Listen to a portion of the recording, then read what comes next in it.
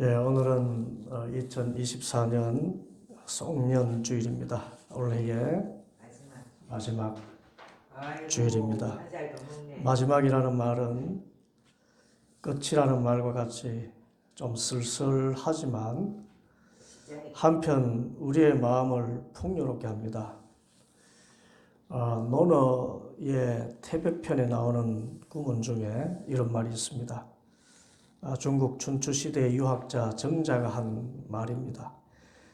정자왈 조지장사의 기명야에요 인지장사의 기언야선이라. 무슨 말인가 하면 새는 죽을 때 그 소리가 슬프고 사람은 죽을 때 그 말이 착하다는 뜻입니다. 마지막은 슬프지만 사람을 착하고 의질게 하는 힘이 있습니다. 예를 들어서 옆에 있는 사람을 오늘 마지막으로 보게 된다고 생각하면 참 좋은 기억만 가지려 할 것입니다. 지금 내 옆에서 예배드리는 이분이 내일 다시 볼 수 없다 그러면 그분에게 섭섭했던 생각보다는 그분과 맺었던 좋은 관계, 참 좋은 추억들만 생각하려 할 것입니다. 웬만한 것은 다 이해가 되고 또 모든 일은 용서할 수 있을 것입니다. 그런데 성경적으로 마지막이라는 말은 이런 어질고 착한 의미를 넘어섭니다. 성경에서 마지막이라는 말을 우리가 생각하면 그때 우리가 생각되는 것은 희망이라는 말이 떠오르게 됩니다. 이 성경이 정언하는 마지막은 항상 새로운 시작과 함께 합니다. 좀 어려운 말로 이것을 기독교 종말론이라고 합니다. 종말론은 끝을 말하면서 새로운 시작을 말합니다. 우리 기독교의 종말 그러면 종말 끝이다라고 하지 않고 새 하늘과 새 땅이라고 하지 않습니까? 새로운 시작을 이야기합니다. 개인과 우주의 마지막을 말하면서 영생과 새 하늘 새 땅을 노래하는 것입니다. 이 무슨 말인고 하니 이 우주의 마지막을 말하면서 마지막 때를 맞는 순간에 이 땅에는 새 하늘과 새 땅이 펼쳐진다는 것입니다. 곧 하늘이 종이처럼 말리고 바다가 끓어서 말라지는 그날이 되어도 이 땅에는 예수님이 가져오시는 하나님의 나라가 이루어지는 것입니다. 마지막 숨을 거두는 순간 우리는 주님과 함께 낙원에서 새롭고 영원한 생명을 시작하는 것과 같습니다. 이 마지막과 새로운 시작의 관계는 우리 일반 상식에도 나타납니다. 영어 표현에서 졸업식을 commencement라고 합니다. 그런데 이 말의 1차적인 의미는 시작, 개시입니다. 마지막이 희망과 붙어 있는 것은 우리 삶의 모든 영역에서 지혜로 남아 있습니다. 이렇듯 모든 것이 마지막이라고 할 때 우리 그리스도인은 오히려 희망 가운데서 삽니다. 실제 삶에서 막다른 길에 이르렀다고 해도 우리는 절망하지 않습니다. 하나님께서 반드시 그 벼랑 끝에서 새 일을 시행하실 것이기 때문입니다. 12월 31일이 해의 마지막 날이라 해도 우리가 절망하지 않는 것은 1월 1일이 바로 다가오기 때문입니다. 그래서 오늘 송년주일에 주시는 말씀은 영적으로 희망에 대한 말씀입니다. 곧 우리가 마지막이라고 생각되는 시간, 그리고 정말 끝장이라고 생각되는 상황에서 붙들 희망에 대한 말씀입니다. 그러면 마지막이라고 생각될 때 우리가 붙들 희망의 말씀은 무엇입니까? 그것은 오늘 말씀의 제목과 같습니다. 5절 말씀 함께 하겠습니다. 주님께서 가까이 오셨습니다. 주님께서 가까이 오셨습니다. 그렇습니다. 입시에 낙방하고 취업에 실패하고 사업에 문이 막히고 질병과 우환이 겹치는 등 이 소망이 사라져갈 때 우리가 붙들 것은 주님께서 가까이 오셨다는 말씀입니다.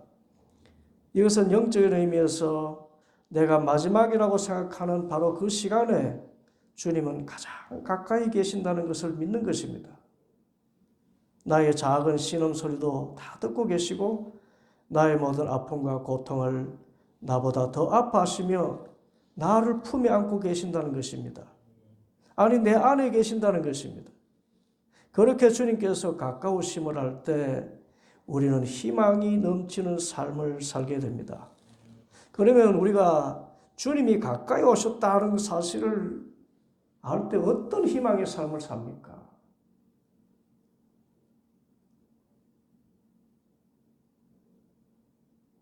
어떤 희망의 삶을 살까요? 첫째, 그것은 항상 기뻐하는 삶이라고 성경은 전합니다. 4절에 주님 안에서 항상 기뻐하십시오. 다시 말합니다. 기뻐하십시오. 항상 기뻐하라 그랬습니다. 주님께서 가까이 오셨다는 사실을 우리가 알게 되면, 그걸 믿고 고백하게 되면 우리는 항상 기뻐할 수 있다는 것입니다. 이 항상 기뻐하다는 영어 표현은 rejoice always입니다. 항상 즐거워하고 기뻐한다는 뜻입니다. 흥미로운 것은 항상 기뻐하라 할 때 rejoice라고 한 것입니다. 이것은 다시라는 뜻의 re와 기뻐하다는 joy가 합성된 말입니다. 반복해서 즐거워하는 것입니다. 그런데 이것을 곰곰이 묵상해 보면 이 rejoice라는 뜻은 과거의 즐거운 기억을 되살리면서 기뻐하라는 뜻입니다. 이게 우리 그리스도인의 기쁨이에요. 이전의 뜻을 기억하면서 기뻐하는 것입니다. 곧 지금까지 받은 은혜를 생각하고 또 생각하면서 기뻐하는 것입니다. 광야 생활 40년을 지내왔지만 기억해 보니까 내 손과 발이 부르트지 않고 먹고 마시고 입는 일에 어려움은 있었지만 굶어 죽지 않고 살아오게 된 것 모두 하나님의 은혜임을 기억하는 것입니다. 그것을 기억하게 되니 기뻐할 수 있다는 것입니다. 그렇습니다. 우리가 항상 기뻐할 수 있는 것은 우리의 기억 속에 있습니다. 하나님의 은혜에 대한 기억. 이사야 46장 9절 너희는 태초부터 이루어진 일들을 기억하여라. 나는 하나님이다. 나밖에 다른 신은 없다. 나는 하나님이다. 나와 같은 이는 없다. 무엇보다 하나님께서 나를 잊지 않으심을 기억하는 것입니다. 이 기억 속에 기쁨이 있습니다. 이사야 44장 21절에 야곱아 이런 일들을 기억하여 두어라. 이스라엘아 너는 나의 종이다. 내가 너를 지었다. 너는 나의 종이다. 이스라엘아 내가 너를 절대로 잊지 않겠다. 이것을 기억해 두라고 이야기했습니다.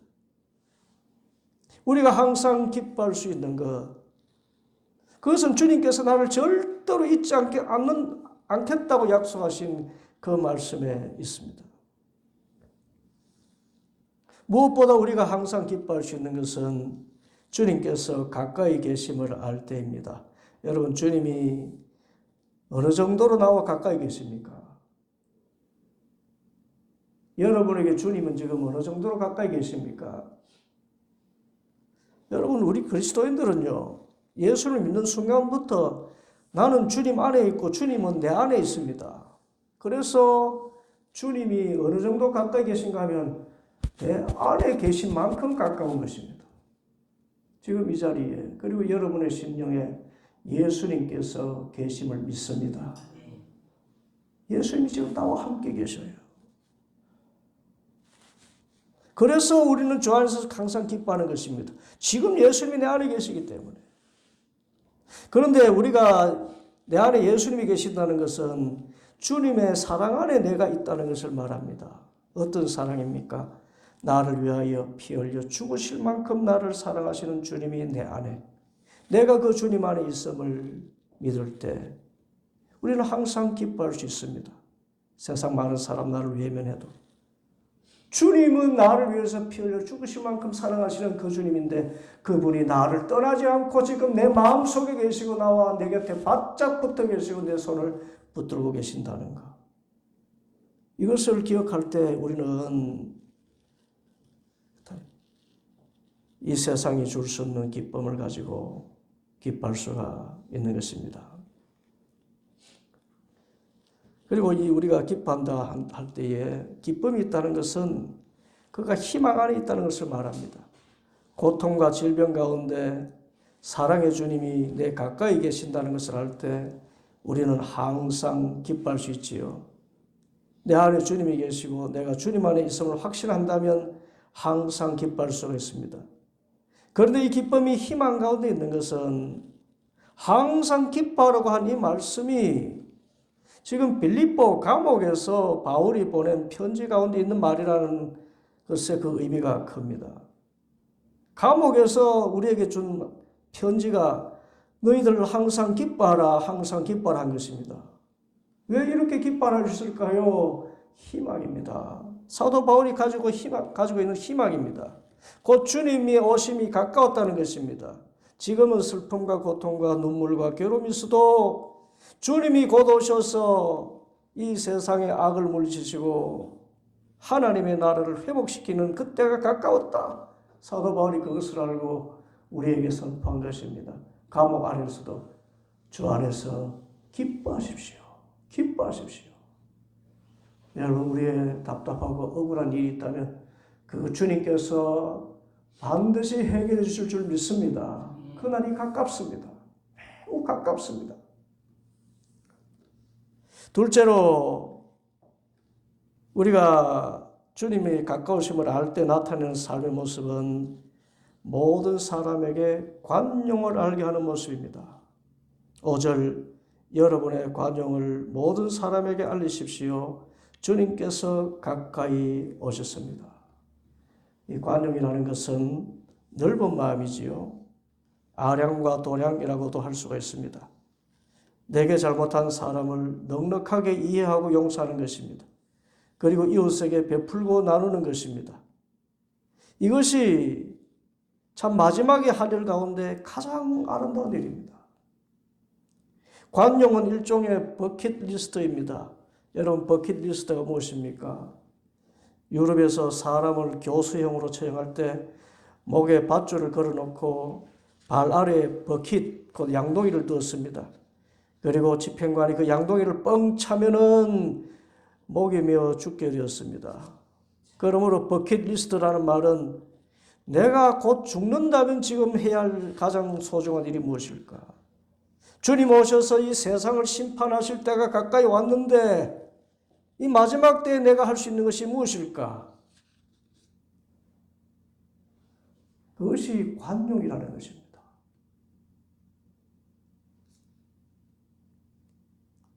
이제 곧 죽는데 미움을 남기고 갈 일이 무엇입니까? 이제 곧 주님 오셔서 새하늘과 새 땅을 펼치는데 용서하지 못할 일이 무엇이 있습니까? 이제 다 그런 사연들이 끝인데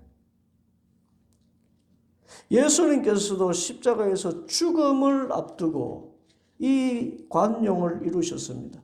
요한복음 13장 1절에 6월절 전에 예수께서는 자기가 이 세상을 떠나서 아버지께로 가야 할 때가 된 것을 아시고 세상에 있는 자기의 사람들을 사랑하시되 끝까지 사랑하셨다.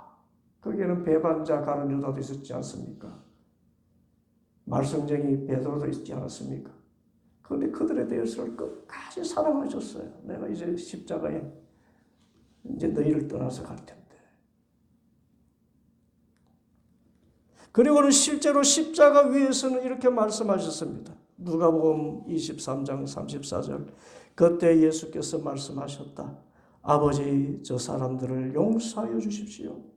저 사람들은 자기네가 무슨 일을 하는지를 알지 못합니다. 그들이 제비를 뽑아서 예수님의 옷을 나누어 가지는 그 자리입니다. 찌른 자들이 있는 그 자리에서 저들을 용서해 주시옵소서. 주님께서 가까우심을 할 때 나 또한 곧 이 세상을 떠난다고 생각한다면 우리는 관용을 최선의 미덕으로 삼아야 됩니다. 참 지나고 보면 후회되는 한 가지가 있습니다. 왜 용서하지 못하고 관용을 베풀지 못했을까? 뭐 그리 대단한 죄를 지었고 또 뭐 그리 내가 옳다고 눈에 흙이 들어가기 전에는 용서하지 못한다. 그렇게 마음을 완고하게 했지 않습니까? 그런 후회입니다. 그러므로 주님께서 가까우심을 아는 사람의 삶의 모습은 이런 후회가 없는 삶입니다. 다 용서하고 관용하고 사는 것입니다. 이 송년주일에 이제 이틀 남은 이 한 해, 이 해가 가기 전에 해야 할 일입니다. 마음에 원한이 있거나 묶인 것이 있다면 다 풀고 가야 됩니다. 그리고 새해를 맞을 수 있게 되기를 바랍니다. 관용을 나타내라 그랬습니다. 관용. 넓은 도량과 안양으로 넉넉히 이해하고 용서하시길 바랍니다. 셋째로 주님이 가까우심을 알면 우리는 어떤 삶을 사느냐. 그것은 아무것도 염려하지 않고 기도에 전력하는 모습이라고 성경이 이야기합니다. 6절에 아무것도 염려하지 말고 모든 일을 오직 기도와 간구로 하고 여러분이 바라는 것을 감사하는 마음으로 하나님께 아뢰십시오 했습니다. 여러분, 마지막 때에 우리는 염려에 빠지기 쉽지요. 이 마지막 때가 될수록 우리는 근심과 염려가 커지게 됩니다. 어떤 사람에게 그렇습니까? 이 세상이 전부라고 생각하는 사람에게. 그런데 주님께서 가까이 오신다. 새 하늘과 새 땅을 우리에게 열어주신다는 걸 알 때 여러분, 이 세상의 마지막 때가 되었다는 것이 오히려 우리에게는 소망이 되어서 염려가 됩니까? 안 됩니까? 드디어 이 세상의 묵은 짐들을 다 벗는구나. 죄와 악이 만연한 이 세대를 드디어 떠나서 주님과 함께 동거하는 그 날을 맞이할 때가 가까이 왔구나 하면서 우리 마음속에 소망이 되는 것입니다. 그러므로 아무것도 염려하지 말고 모든 일에 기도와 간구로 우리 바라는 것을 감사하는 마음으로 하나님께 아뢰라. 특별히 여기서 기도와 간구라는 것은 주님 뵙기 원합니다. 주님 나라에 임하실 때 그 영광의 광채 안에 제가 거하게 될 거를 소망하면서 주님 이 땅의 모든 것들을 다 내려놓고 오직 주님만 바라보며 살게 하옵소서 라는 의미에서의 기도와 간구인 것입니다.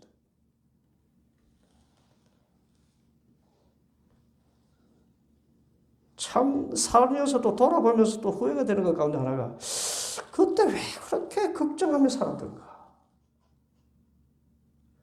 왜 그렇게 염려했던가? 어떤 의미에서는 시간이 다 해결하던데 시간이 지나니까 그건 아무것도 아닌데 왜 그게 그렇게 염려가 되었던가?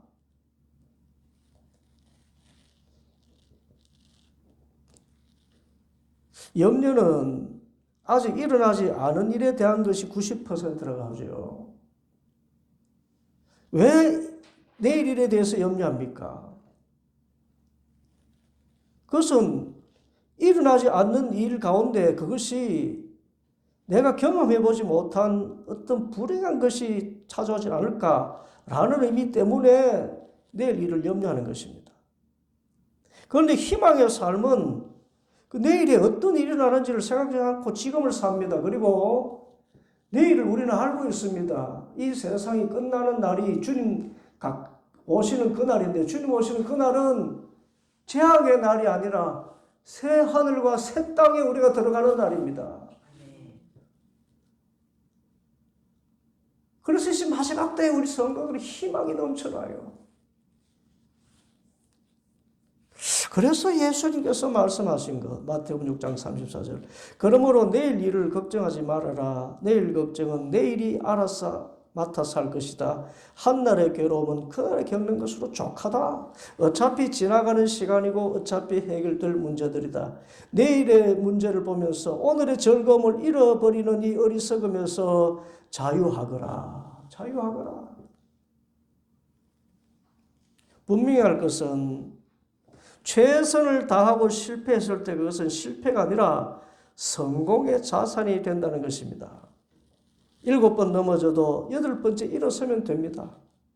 영적으로도 내가 죄와 허물로 매맞고 쓰러졌다 해도 염려하지 말 것은 주님께서 모든 죄를 용서하시고 허물을 덮어주시기 때문입니다. 그러므로 성도들은 결코 절망하지 않습니다. 여러분, 절망은 희망이 없는 사탄이 우리에게 주는 것입니다. 사탄은 주님이 가까이 오시는 그날이 너무나 두렵습니다. 왜냐하면 저 무저갱으로 떨어져야 되거든요. 그래서 사탄은 우리에게 자꾸 절망을 심어줍니다. 미래에 대해서 불안하게 만듭니다. 그런데 디모데후서 1장 7절 하나님께서는 우리에게 비겁함의 영을 주신 것이 아니라 능력과 사랑과 절제의 영을 주셨습니다. 선언했습니다. 그러므로 마지막이라 생각될 때 염려하지 마십시오. 염려는 사탄이 주는 생각임을 알고 오히려 기도하십시오. 사방이 막혀도 항상 하늘은 열려 있습니다. 기도하면 하나님께서 놀라운 일을 행하십니다.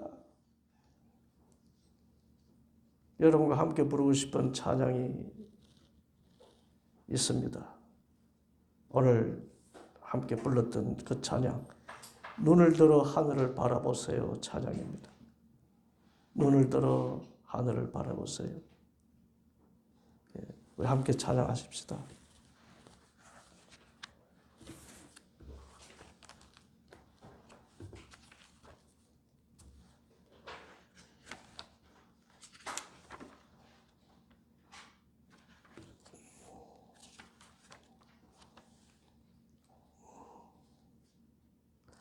(29번) 찬양입니다. 29번 찬양, 우리 1절만 찬양하겠습니다.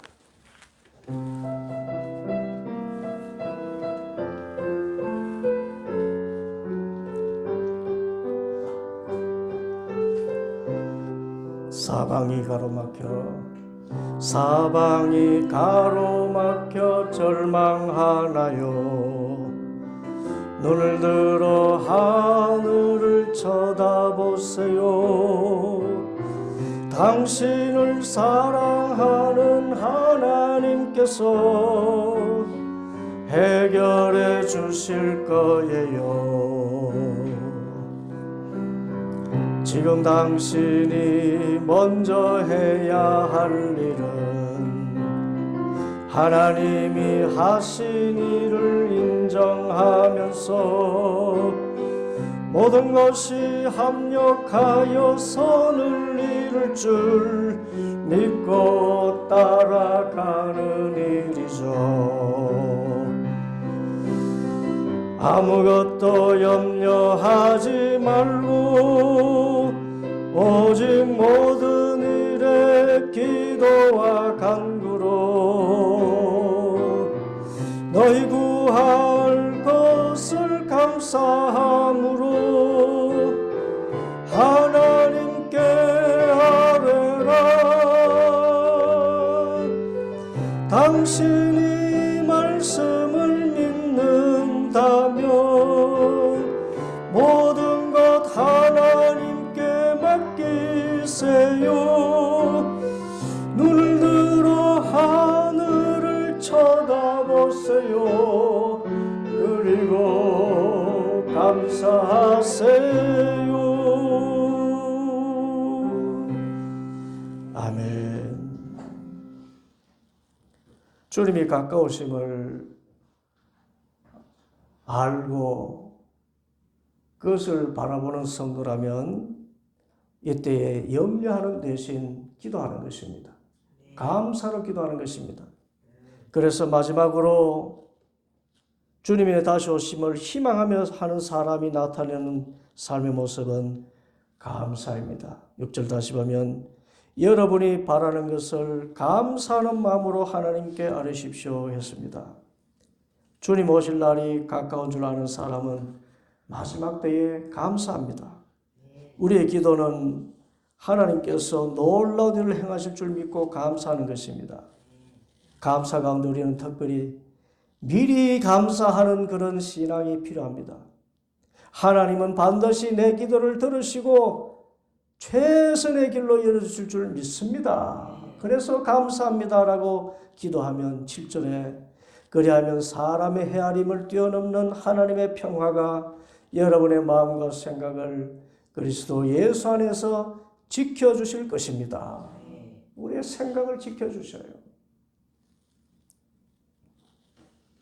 우리의 삶의 성공과 행복은 마음과 생각에 있는데 여러분 마음이 무너지면 다 무너지는 것이지요. 생각이 흐트러지면 모든 것이 흐트러지는 것입니다. 그런데 우리가 감사하며 기도하면 하나님께서는 우리의 모든 지각을 뛰어넘는 평강을 주신다. 지각을 뛰어넘는다는 말은 영어로 beyond reason입니다. 상상도 못한 일, 내 이성적으로는 생각지도 못한 일을 주님께서 행하시고 내 마음과 생각을 평강으로 지켜주시겠다.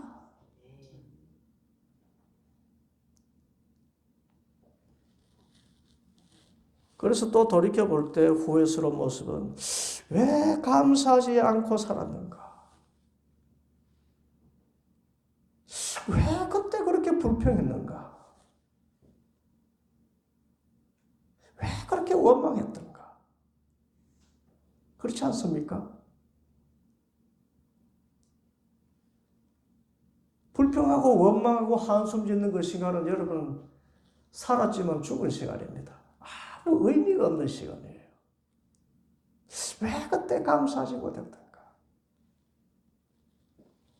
그냥 감사하며 살았다면 하나님께서 내가 생각지도 못한 일을 행하시고 내 마음과 생각을 평강으로 지키실 텐데. 그렇습니다. 언젠가 중국을 다녀온 분이 연변에 있는 평양과기대 총장이었던 김진경 교수님이라는 분을 만나고 와서 전한 말입니다. 김진경 총장님은 한국에서 대학까지 마치고 미국으로 건너가서 미국 시민권자가 되었고 또 중국 시민권과 평양 명예 시민권이 있는 분입니다. 그래서 북한과 중국과 미국을 자유로이 오고 갑니다. 그런데 김진경 교수님이 북한에 가서 지하교회 성도들을 만났어요. 말로만 듣던 지하교회 성도들. 그런데 이 교수님이 전하는 소식은 정말 충격이었습니다. 그것은 북한의 지하교회 성도들이 모여서 예배 드릴 때 드리는 기도의 내용 때문이었습니다. 여러분, 북한의 지하교회 성도들이 모여서 어떤 기도를 드릴까요? 종교의 자유가 없는 그곳 북한에서 집에 성경책만 발견되어도 종신형을 선고받고 또 총살까지 당할 수 있는 그 나라에서 그분들이 모였을 때 드리는 기도가 어떤 기도일까요? 주님, 이 땅에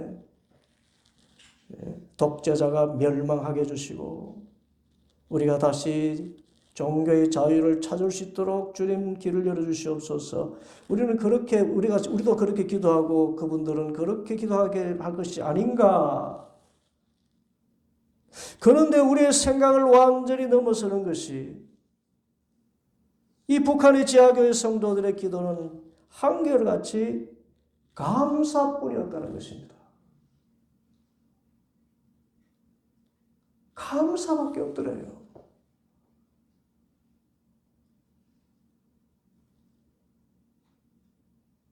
내일 당장 잡혀가 총살형을 당할 수도 있는데 지금 하나님을 예배하며 기도할 수 있는 것 자체가 너무 감사하더라. 그렇게 감사 기도를 드리는 것입니다. 그저 감사.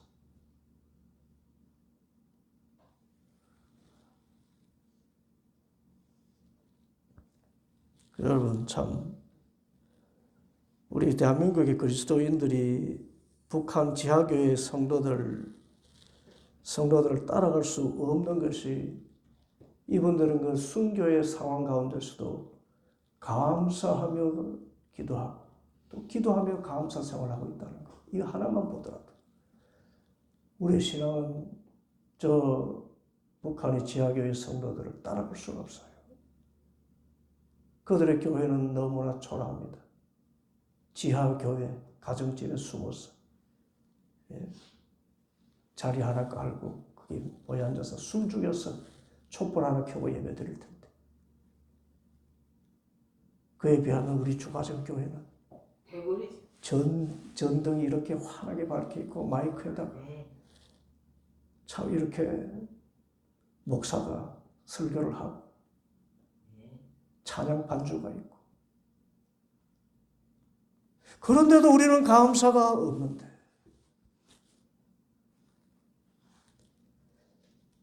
여러분, 주님이 가까이 오신다는 것을 아는 성도들이 나타내는 가장 귀한 삶의 모습은 감사인 줄 믿습니다. 그래서 감사하며, 새해에는 주님 감사하며 살겠습니다. 감사하며 살겠습니다.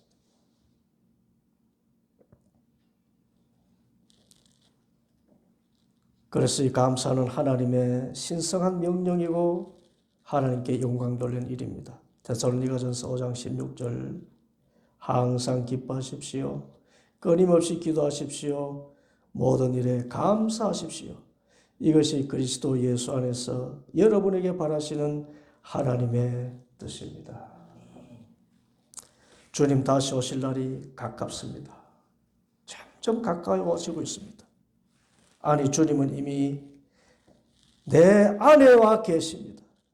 그러므로 주님께서 가까우심을 고백하는 우리 모두는 이 해를 보내면서 오늘 사도 바울이 빌립보 감옥에서 전한 편지의 말씀처럼 항상 기뻐하고 모든 사람에게 관용을 보이고 또한 염려를 버리고 기도하면서 범사에 감사함으로 살아왔는지 반성하고, 새해에는 이렇게 기뻐하고 관용을 보이고 염려하지 않고 범사에 감사하며 살겠다, 그렇게 다짐하는 그런 성도들이 되어야 할 줄 믿습니다.